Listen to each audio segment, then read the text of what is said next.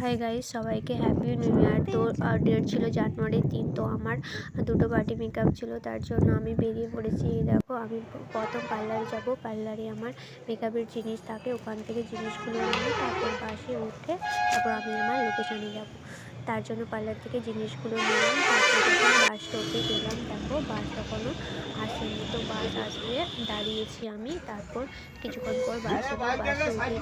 বাসে ফাঁকা ছিল, সিট পেয়ে গেছি, বসে পড়েছি। ঠিক আছে, তারপর আমি তোমাদের দেখাচ্ছি আমি কোথায় যাচ্ছি। ঠিক আছে, তোমরা নিশ্চয়ই দেখলে বুঝতে পারবে।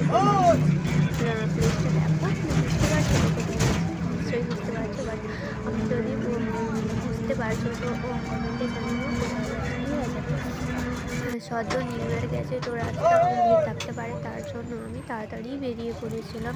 তো বুঝতেই পারছো। দেখো এবার কোথায় যাচ্ছি। তো আজকে ছিল আমার বার্থডে পার্টি মেকআপ। ঠিক আছে, এই দেখো জাহাজ বাড়ির সামনে আমি নেমে পড়লাম। তারপর আমার লোকেশান ছিল হোটেল নীল সমুদ্র, তো সেখানে চলে এলাম। দেখো, তারপর আমি এই যে মেকআপের জিনিসপত্র রেডি করে একদম রেডি ক্লায়েন্ট আসার জন্য। তারপর আমি তোমাদের ফুল লুকটা শেয়ার করবো। ঠিক আছে, আজকে ছিল বার্থডে পার্টি মেকআপ, এই জন্য বার্থডে ডেকোরেশনটা দেখো কেমন হয়েছে। তারপর আমি আমার ক্লায়েন্টদের দেখাচ্ছি। তো ক্লায়েন্টদের দেখে জানিও কেমন হয়েছে ফুল লুকগুলো। দেখেছো? টাটা।